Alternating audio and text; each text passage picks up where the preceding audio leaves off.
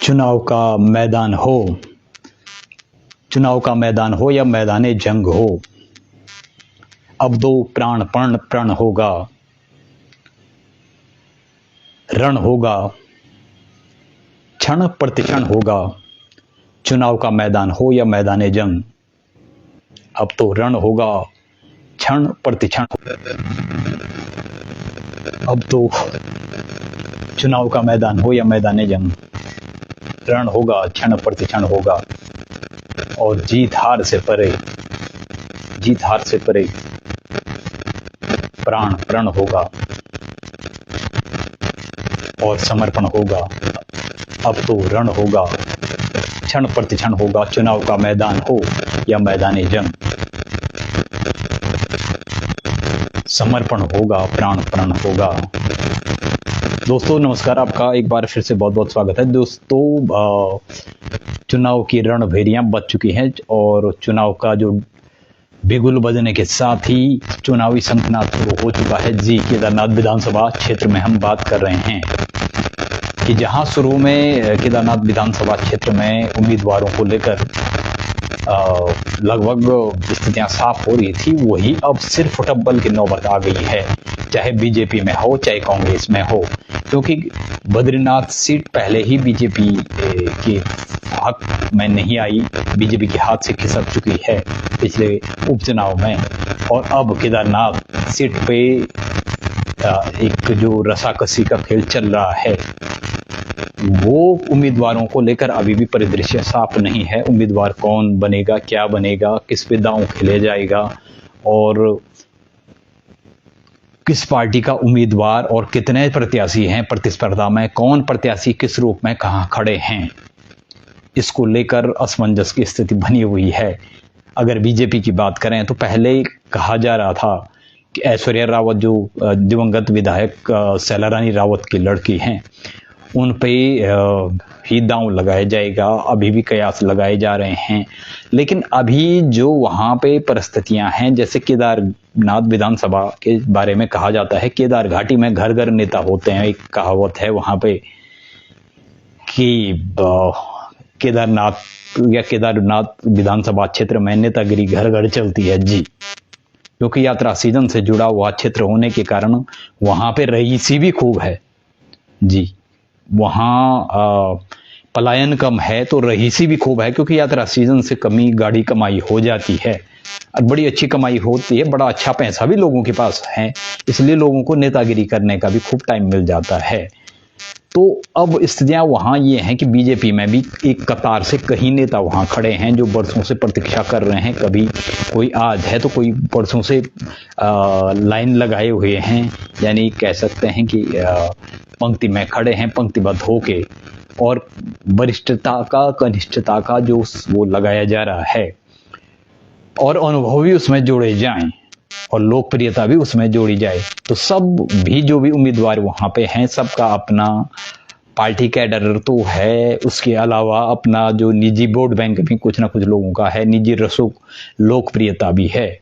तो इन तमाम चीज़ों के बजाय बावजूद और इन तमाम चीज़ों के अक्स में अगर देखें तो ये प्रतिष्ठा की सीट तो है ही। साथ में बीजेपी हो या कांग्रेस हो, खासकर बीजेपी में ये स्थिति है कि अगर टिकट किसको दिया जाए, क्योंकि टिकट तो किसी को भी दिया जा सकता था, इसमें कोई बड़ी बात नहीं थी, लेकिन टिकट देने के बाद जो स्थितियां हैं, क्योंकि बीजेपी में वहां उसके अपने ही कैंडिडेटों में फूट की स्थिति है। सभी अपने को विधायक दौड़ में मानते हैं, सभी अपने को विधायक से कम तो कोई समझता है नहीं, क्योंकि बहुत लोगों को तो बहुत साल हो चुके हैं पार्टी में भी रहते हुए और कहीं तो संघ से भी पहले से जुड़े रहे हैं।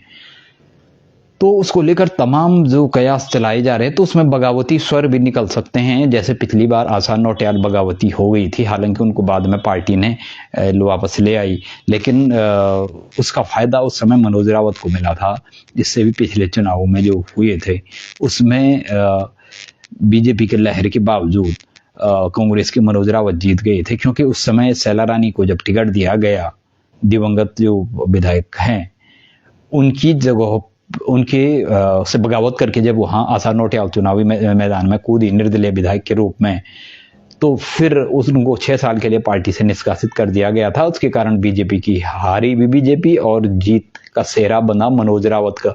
जी, मनोज रावत वही है जिनके क्षेत्र में बहुत ज्यादा पकड़ उस समय नहीं थी, और न आज भी बहुत ज्यादा कोई क्षेत्र में उनकी इतनी पहचान है नहीं अगर उनको जमीनी स्तर पर देखा जाए तो, और नहीं उनके पक्ष में कोई ऐतिहासिक उपलब्धि या अनुभव ऐसा कुछ था उस समय भी, और आज भी बहुत कुछ ऐसा है नहीं कि अंगुली पे गिनाने भर का एक बात कही जा सकती है। बाकी ऐसा कुछ नहीं कि जिसको ऐतिहासिक रूप से या एक क्या कह सकते हैं, ऐतिहासिक रूप से, सामाजिक, सांस्कृतिक, आर्थिक रूप से कोई ऐसी महत्वपूर्ण मील का पत्थर उन्होंने नहीं रखा है जिसके दम पे उनको आज भी एक खांटी और कद्दावर नेता कहा जाए। वो उनके नाम पे सिर्फ एक ही लेबल जुड़ा हुआ है कि वो बीजेपी लहर या मोदी लहर में वो केदारनाथ विधानसभा सीट से जीत गए थे। उसका कारण एक ही था, उस समय आसार नौटियाल जो कि अभी प्रदेश अध्यक्ष उनको बनाया गया है, उन्होंने बगावत कर दी थी, और उनके बगावत करने के कारण ही उनको मनोज रावत को मौका मिला, उन्होंने फायदा मिला। इस समय भी अगर बीजेपी में असंतुष्ट लोग जिनको टिकट नहीं मिलता है वो बगावती तेवर अपनाते हैं, तो इसका निश्चित रूप से बीजेपी को नुकसान पहुंचना तय है, लगभग तय माना जा रहा है। जी, क्योंकि वहां पे मैं इससे पहले भी मैंने वीडियो बनाया था, लंबी चौड़ी कतार है वहां पे स्थानीय नेताओं की, लंबी चौड़ी कतार। 18-20 नेता तो वहां ऐसे हैं स्थानीय जो हमेशा से ही बोलते रहे हैं कि मैं विधायक की दौड़ में रहा हूं, और कुछ जो सैलरानी के बाद की जो पीढ़ी है उसमें तमाम लोग हैं। एक लंबी चौड़ी उनकी पुत्री है ऐश्वर्या रावत, वो भी खड़ी है। उसके अलावा आसार नौटियाल पूर्व विधायक भी तैयारी है में लगी हैं। उसके अलावा वहाँ पे लंबी चौड़ी फेरिस्त है। वहाँ पे कर्नल कोठियाल को भी संभावित उम्मीदवार माना जा रहा है। तो उसके अलावा बहुत सारे लोग हैं, एक दरमोड़ा हैं, वो भी पहले से लगातार टिकट की दौड़ में हैं, बताते रहे हैं अपने को। और बहुत सारे लोग हैं वहाँ पे जो कि टिकट की दौड़ में, वहाँ पे जो अभी चंडी प्रसाद हैं पूर्व जिला पंचायत अध्यक्ष, वो भी कहते हैं कि मैं चुनावी दौड़ में शामिल हूँ। आज से नहीं, वो भी बहुत पहले से कहते आए हैं।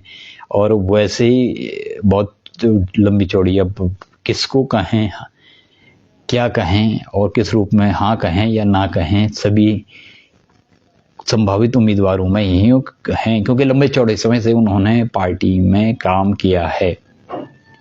चाहे वो अशोक खत्री हों या फिर दिनेश उनियाल हों, दिनेश बगवाड़ी हों, या आसार नौटियाल हों, ऐश्वर्या रावत हों, या कर्नल अजय कोठियाल हों, या दरमोड़ा हों, ये तमाम लंबी चौड़ी फेरिस्त है। देव प्रकाश हैं वहाँ पे, सेमवाल, वो भी लंबे समय से पार्टी में रहे हैं और वो भी टिकट की दावेदारी में खड़े हैं। तो अब इन सारे चेहरों में, उसके अलावा और भी हैं, मैं अब कितना नाम गिनाऊं, वो कांडपाल हैं वहाँ पे, एक अधिवक्ता, वो भी दौड़ में है, शायद जयवर्धन कांडपाल हैं। और ऐसी लंबी चौड़ी फेरिस्त है। तो किसमें दांव लगाया जा सकता है। और अब इसमें दो प्रकार की स्थितियां निकल के आ रही हैं। पहली प्रकार की स्थिति ये है कि अगर वहां पे स्थानीय उम्मीदवार को मौका दिया जाता है तो अन्य उम्मीदवारों का असंतुष्ट होना लगभग तय माना जा रहा है। बीजेपी की तरफ से मैं कुलदीप रावत भी एक संभावित हैं, और पहले से वो 2 बार पहले भी लड़ चुके हैं वहां पे चुनाव निर्दलीय विधायक के रूप में, और एक बार तो वो दूसरे नंबर पे रहे, एक बार वो तीसरे चौथे जो भी है नंबर पे रहे, और तगड़ी उन्होंने मतलब तगड़ा मुकाबला किया उन्होंने, और क्या कह सकते, तगड़ी चुनौती उन्होंने दी, कांग्रेस हो चाहे बीजेपी हो। उसका कारण ये भी है कि कुलदीप रावत वहाँ पे सामाजिक जो सामाजिक कल्याण से जुड़े हुए कार्य हैं उनमें रहा है। उन्होंने वहाँ पे जो निर्धन बेटियां हैं उनका इलाज करवाना हो, जो कोई गंभीर रूप से बीमार होता है, घायल होता है, उनके उपचार में मदद करनी हो या किसी अन्य रूप में भी किसी की मदद करनी हो, वो लगातार विगत 8-10 सालों से लगातार आगे आते रहे हैं। और आर्थिक रूप से हो चाहे जिस रूप में हो, वो खड़े रहे हैं आम आदमी के साथ कंधे से कंधे मिलाकर। तो उनको भी दौड़ में माना जा रहा है क्योंकि वो बीजेपी में शामिल हो चुके हैं। तो अब ये देखना है कि वाकई में किस पे दांव खेला जाता है। दो प्रकार की स्थितियां कुल मिला के जो तमाम अभी विचार मंथन चल रहा है और जो साधने की या केदारनाथ विधानसभा सीट को मथने, साधने और जीतने की जो कवायद चल रही है, उसमें दो प्रकार की स्थितियां। एक स्थानीय उम्मीदवार, अगर स्थानीय उम्मीदवार में अगर बीजेपी को लगता है कि बगावत हो सकती है, जैसे पिछली बार वाले चुनाव में हुआ था, अगर बगावत होती है तो उसको बीजेपी को उसका नुकसान खामियाजा भुगतना पड़ेगा। तो अगर बीजेपी इसको लेकर चलती है तो फिर दूसरा ऑप्शन बीजेपी के पास ये रह जाता है कि जो स्थानीय उम्मीदवार हैं या प्रत्याशी की दौड़ में जो खड़े हैं उन पे दांव न खेल के किसी बाहरी जो उस क्षेत्र का नहीं है उसको टिकट दिया जाए। अगर असंतुष्टि को देखा जाता है तो ये भी संभावित है कि किसी उस बाहरी क्षेत्र के उम्मीदवार को भी मौका दिया जा सकता है। उसमें कहा जा रहा है कि उसमें कर्नल अजय कोठियाल भी शामिल हैं और हो सकता है किसी और को भी मौका दिया जाए बीजेपी में, जो कि क्षेत्र विशेष से नहीं जुड़े रहे हैं। ऐसा अब आप कहेंगे ऐसा क्यों किया जाएगा? ऐसा इसलिए किया जाएगा ताकि स्थानीय नेता नाराज न हो। पहले भी ये सिर्फ केदारनाथ विधानसभा ही नहीं, बहुत सारी विधानसभा सीटों में इस प्रकार का प्रयोग पहले भी होता आया है और अब भी होता होगा, तो कोई इसमें नई बात नहीं है, ये हो सकता है। और अगर बगावती उसमें अगर बीजेपी पूरा विचार मंथन कर रही होगी और विचार मंथन में तमाम जो विश्लेषण निकल के सामने आ रहे हैं वो ये भी हो सकता है कि अगर उनको लगता है कि स्थानीय उम्मीदवार को अगर हम वो करते हैं खड़ा करते हैं तो बहुत सारे जो 8-10 और पीछे लाइन में खड़े हैं लंबे समय से वो नाराज हो सकते हैं। उनकी नाराजगी कहीं बगावती तेवर ना अपनाए, बगावती तेवर अपनाने के बाद स्थितियां ये ना हों कि फिर बीजेपी को सीट गंवानी पड़े। इसलिए ये भी हो सकता है कि वो किसी बाहरी चेहरे को सामने लाएं और उनको क्षेत्र में उतारें, ये भी हो सकता है। लेकिन उसमें भी अगर बगावत हो गई, स्थानीय सभी लामबंद हो गई, बगावत हो गई, तो फिर क्या विकल्प रह जाते हैं बीजेपी के सामने? तो ये सब तमाम चीजें सोच रही होगी भारतीय जनता पार्टी में, विचार मंथन चल रहा होगा आपस में और उसके बाद उनको तय करना होगा कि वो स्थानीय उम्मीदवार को अगर तवज्जो देते हैं, उतारते हैं चुनावी मैदान में, चुनावी दंगल में, तो स्थानीय उम्मीदवार कौन सा चेहरा होगा? क्या वो ऐश्वर्या रावत का चेहरा होगा? क्या वो आशा नोटियाल का चेहरा होगा? क्या वो जयवर्धन कांडपाल का होगा? कर्नल अजय क्या वो दिनेश उनियाल का चेहरा होगा या फिर चंडी प्रसाद भट्ट का होगा, दिनेश बगवाड़ी का होगा, अशोक खत्री का होगा, अजेंद्र अजय का होगा? किसका चेहरा होगा वो? या कुलदीप रावत का चेहरा होगा वो, या फिर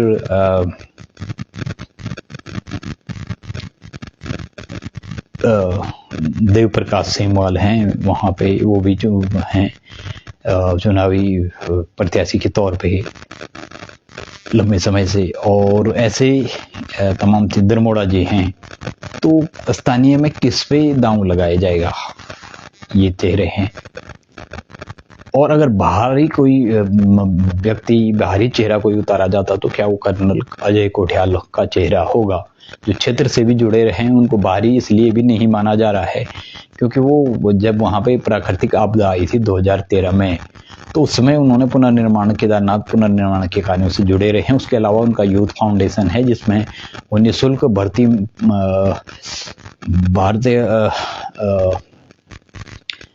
जो सेना में भर्तियों के लिए उनको प्रशिक्षण देते हैं, भर्ती होने के लिए जो क्षेत्र के युवा हैं उनको प्रशिक्षण देते रहे हैं। निःशुल्क आवासीय सुविधाएं, भोजन की और जो फिजिकल ट्रेनिंग होती हैं वो लगातार दी जाती हैं, और उसी के कारण दर्जनों जो लड़के थे, कहीं तो पिछड़े क्षेत्र के थे, गरीब घर के थे, वो आर्मी में भर्ती हो चुके हैं जी।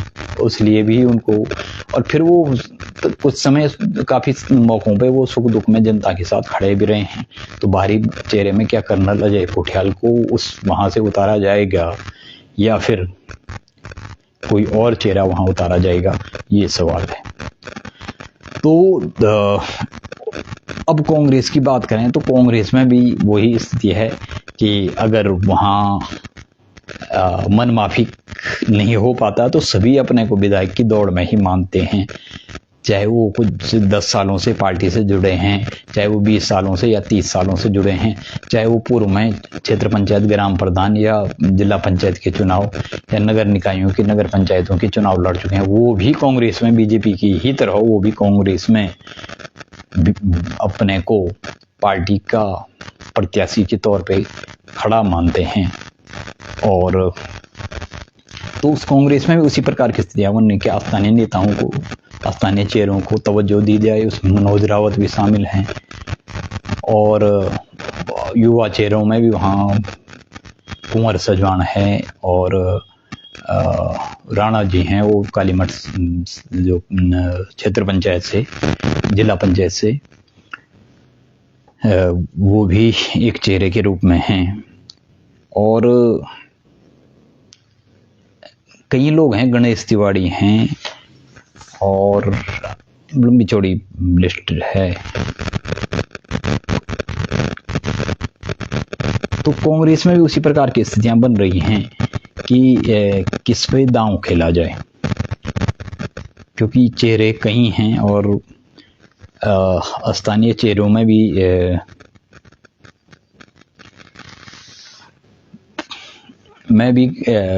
लंबे चौड़े वो हैं। अब खैर, अब क्षेत्र में उपस्थिति बहुत ज़्यादा न रहने के कारण मैं शायद बता भी नहीं पा रहा हूँ उतने कि कांग्रेस में कौन कौन से चेहरे सामने हैं।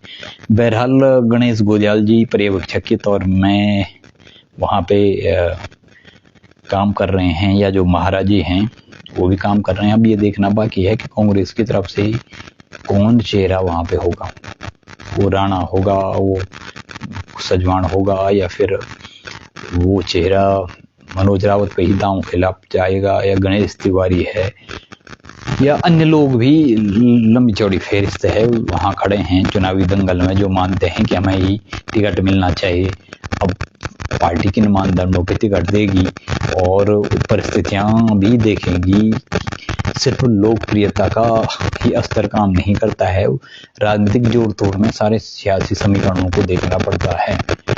उसमें जाति, क्षेत्र से लेकर भाषा, वर्ग से लेकर और सामाजिक आर्थिक स्थितियों के अलावा लोकप्रियता भी देखी जाती है, और उसके बाद अंदरूनी पार्टी में कलह और बगावत के स्वरों को भी समझा देखा जा सकता है। तो फिर कांग्रेस के सामने वही स्थिति है कि क्या स्थानीय चेहरों को ही तवज्जो दी जाए, उन्हीं पे दांव खेला जाए, या फिर किसी बाहरी चेहरे को मतलब केदारनाथ विधानसभा क्षेत्र से या रुद्रप्रयाग से बाहरी चेहरे को किसी को मौका दिया जाए। और निर्दलीय विधायक भी वहाँ पे कुछ अपनी अपनी तरफ से हैं, उसमें आम आदमी पार्टी के भी हैं, उसमें आम आदमी पार्टी के भी वहाँ पे कैंडिडेट्स होंगे, और संभवतः यूकेडी से भी, उत्तराखंड क्रांति दल से भी कोई कैंडिडेट खड़ा होगा। और निर्दलीय में त्रिभुवन सिंह चौहान हैं, जो पत्रकार से के बाद पत्रकारिता के अलावा पॉलिटिक्स में जाने की कवायद उन्होंने शुरू की है, और क्षेत्र में वो लगातार भ्रमण कर रहे हैं आजकल। तो त्रिभुवन चौहान भी हैं, उनको भी उनका भी एक अपना जनाधार है। अब उनका किस रूप में क्या है, क्या वाकई में जो निर्दलीय हैं वो चुनावी, क्या और भी निर्दलीय चुनाव में, चुनावी अखाड़े में कूदेंगे, चुनावी दंगल में कूदेंगे, क्या कितना वो खेल बिगाड़ पाएंगे भाजपा और कांग्रेस का। और क्या फिर ऐसा हो सकता है कि कोई निर्दलीय विधायक इस बार जीत के आए कांग्रेस और भाजपा से इतर क्या इतिहास दोहराया जाएगा इस बार, या इतिहास बदला जाएगा, या नया इतिहास की परिभाषा बुनी जाएगी, गढ़ी जाएगी, ये देखना बाकी है। तो बहरहाल चुनाव की जो तारीखें हैं वो 20 नवंबर को उपचुनाव होगा, 23 को परिणाम होगा और नामांकन करने की अंतिम तिथि है 29 अक्टूबर जी। तो 23 नवंबर को घोषित हो जाएगा कि किसके सर बनेगा ताज, कौन बनेगा सरताज। क्या भाजपा इतिहास दोहराएगी या कांग्रेस इतिहास दोहराएगी? क्या भाजपा और कांग्रेस के अलावा कोई अन्य उम्मीदवार निर्दलीय हो या कोई अन्य उम्मीदवार जीत का सेहरा बांधकर इतिहास ही नया बना देगा या इतिहास ही बदल देगा, या फिर इतिहास की आवृत्ति बार बार होती रहेगी, कांग्रेस के बाद बीजेपी, बीजेपी के बाद कांग्रेस, कांग्रेस के बाद बीजेपी। क्या ये सर्कल जो है ये इतिहास का ये बार बार दोहराने वाला है? जो कहते हैं कई मायनों में इतिहास खुद को बार बार दोहराता है, तो क्या ऐसा ही होगा? क्या कोई और कैंडिडेट अपना दमखम झोंक के और किसी रूप में वहाँ पे काबिज होगा? कौन किसके सर बनेगा ताज, कौन बनेगा सरताज, किसकी होगी जीत, किसकी होगी हार? और हार जीत के बाद से इतर, हार जीत से भी परे कौन चुनावी दंगल में ज़्यादा मजबूत और टक्कर की स्थिति में होगी, और कौन उम्मीदवार कौन किस रूप में कहाँ खड़े हैं, किस रूप में कहाँ अपने को पाते हैं, उन्होंने कितनी लोकप्रियता के मानदंडों में हो, सामाजिक, आर्थिक, सांस्कृतिक तमाम कार्यों पे ग्राउंड जीरो पे कितना काम किया है उन्होंने, वो भी उनकी राजनीतिक भविष्य की दशा और दिशा तय करेगा। और तमाम चीज़ों को देखते हुए फिर वही बात कहेंगे हम कि ये तो चुनावी दंगल हो, चुनावी मैदान हो या मैदान जंग हो, अब तो रण होगा, अब तो रण होगा, क्षण प्रतिक्षण होगा, क्षण प्रतिक्षण होगा। और हार जीत से परे, हार जीत से परे त्याग होगा, समर्पण होगा, प्राण प्रण होगा। अब तो रण होगा, क्षण प्रतिक्षण होगा, चुनावी मैदान हो, चुनावी दंगल हो या मैदान जंग, रण होगा, क्षण प्रतिक्षण होगा। तो इंतजार कीजिए आप भी 23 तारीख का। और प्रतिष्ठा का भी सवाल है, और प्रतिष्ठा पर के पायदान पे हो या फिर समय की कसौटी या समय की उपयोगिता की कसौटी के मानकों पे खरा उतरने की जहां बात हो, कहां किस रूप में कौन अपने दस्तक दे पाएगा, दखल दे पाएगा, और कैसे इस सीट को साधा जाएगा, मथा जाएगा। क्योंकि केदारनाथ बद्रीनाथ धाम भी हैं, धाम होने के कारण विश्व प्रसिद्ध भी हैं। तो सभी पूरा जोर आजमाइश इसीलिए चल रही है, पूरी रसाकसी और बगावती तेवर भी इसीलिए चल रहे हैं, सिर्फ फुटबॉल की नौबत भी इसीलिए आ रही है क्योंकि है ही वाकई में वो केदारनाथ बद्रीनाथ की सीटें हैं, या गंगोत्री यमुनोत्री की भी जो सीटें हैं वो हॉट सीटें ही मानी जाती हैं। क्योंकि धार्मिक आस्थाओं, धार्मिक आध्यात्मिक आस्थाओं, सांस्कृतिक आस्थाओं, मान्यताओं, परंपराओं और धर्म दर्शन इतिहास से जुड़ी वो जगह रही हैं। और उत्तराखंड की सबसे प्रसिद्ध जगहों में से जो विश्व प्रसिद्ध हैं वो जगह हैं, और उन पे कोई भी किसी का भी जनप्रतिनिधि के रूप में काबिज होना, विधायक या सांसद के रूप में, एक बड़ी उपलब्धि मानी जाती है पार्टी के लिए भी और उस कैंडिडेट्स के लिए भी। तो ये जो खेल है, इस खेल में जो सहमत किसको मिलेगी और कौन किसके सिर बन सकता है ताज, तो इंतज़ार कीजिए 23 तारीख का। 23 तारीख का नहीं, 23 तारीख को चुनावी परिणामों का इंतज़ार कीजिए, और 20 तारीख को वोटिंग होगी। उस वोटिंग में हिस्सा लीजिए और अपना कैंडिडेट चुनिए, सच्चा, अच्छा, जो जन भावनाओं, जन अपेक्षाओं के अनुरूप, और क्षेत्रीय जो आम जनमानस हो, पर्यावरण हित हो, धार्मिक, आध्यात्मिक, सांस्कृतिक हित के रूप में जो उपयोगिता और गुणवत्ता की कसौटी पे और समय की कसौटी पे जो सबसे ज़्यादा खरा जो उम्मीदवार उतरता है, जिसने सबसे ज़्यादा ग्राउंड स्टेट पे, ग्राउंड जीरो पे सबसे ज़्यादा काम किए हैं, जो आम जनमानस की भावनाओं से जुड़ा रहा है, आम क्षेत्रीय भावनाओं से जुड़ा रहा है, शिद्दत से, सुख दुख में जनता के साथ कंधे से कंधे मिलाकर खड़ा रहा है, लंबा चौड़े समय, एक साल या सिर्फ चुनाव के समय नहीं रहा है, बरसों से रहा है, जो ईमानदार हो, जिसकी व्यक्तिगत संकीर्ण, क्षुद्र और कुत्सित स्वार्थ, निकृष्ट स्वार्थ न हो, जो अपने व्यक्तिगत संकीर्ण स्वार्थों से ऊपर उठकर आम जनहित, सामाजिक, धार्मिक, आध्यात्मिक हित, पर्यावरणीय हित में काम करने के लिए अग्रसर हो और बुनियादी सुविधाएं और बुनियादी समस्याओं के समाधान की दिशा में आगे बढ़ने के लिए पहले भी प्रयास करता रहा हो और अभी भी लगभग लगातार संघर्षरत हो, क्योंकि वहाँ पे जो बुनियादी ढांचे या बुनियादी सुविधाओं और सेवाओं से जुड़ी तमाम प्रकार की जो विसंगतियाँ हैं वो बड़ी बदतर स्थिति में हैं। सब कुछ है, ढांचा है, वहाँ पे हॉस्पिटल हैं, हॉस्पिटल की बिल्डिंग है, लेकिन हॉस्पिटल में medical, non medical, technical, non technical जो भी है, पैथोलॉजी हो या रेडियोलॉजी हो या फिर मेडिकल स्टाफ हो, डॉक्टर्स वगैरह हो, नर्सिंग स्टाफ है ही बहुत कम है, कहीं है ही नहीं, कहीं एक चीज़ है तो दूसरी चीज़ नहीं है। मशीनें हैं, बिल्डिंग हैं, कहीं मशीनें हैं तो बिल्डिंग है, बिल्डिंग नहीं है, बिल्डिंग नहीं है तो मशीनें हैं, मशीनें और बिल्डिंग नहीं है तो वहाँ पे डॉक्टर हैं, फार्मासिस्ट हैं, फार्मासिस्ट, बिल्डिंग है तो फार्मासिस्ट नहीं है, डॉक्टर नहीं है, नर्सिंग स्टाफ नहीं है, कहीं किसी न किसी रूप में कहीं ना कहीं कमी बनी रही है। इसके कारण लोग लाखों करोड़ों रुपये खर्च करके दिल्ली देहरादून की और दौड़ लगाते हैं और तब भी बचने के बहुत कम चांसेस रहते हैं। इस प्रकार की स्थितियाँ वहाँ पे हैं, तो ये सोचना पड़ेगा, ये बड़ा सोच का विषय रहता है हमेशा से। तो बहरहाल आप सभी लोगों का हमसे जुड़ने के लिए बहुत बहुत शुक्रिया, बहुत बहुत धन्यवाद।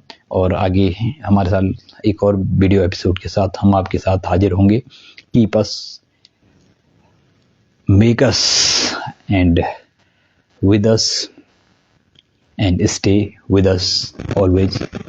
बहुत बहुत शुक्रिया, नमस्कार।